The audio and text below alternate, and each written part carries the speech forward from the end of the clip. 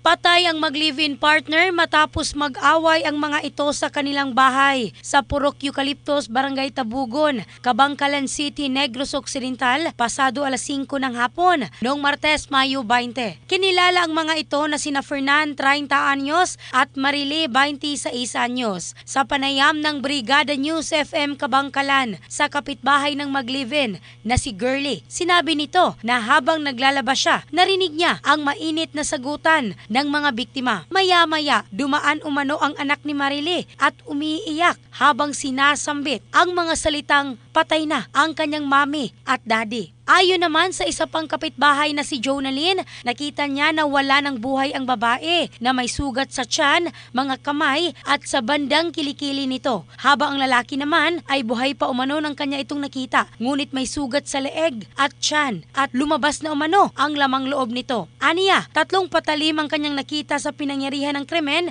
na kilala locally na Ispading, Binangon at Garab. Dead on arrival sa Cabangcalan Hospital ang babae habang ang lalaki ay inilipat pa sa Provincial Hospital ngunit binawian ng buhay kalaunan. Patuloy ang investigasyon ng kapulisan. In the heart of changing lives, ako si Michelle Craste ng Brigada News Philippines, the Music and News Authority.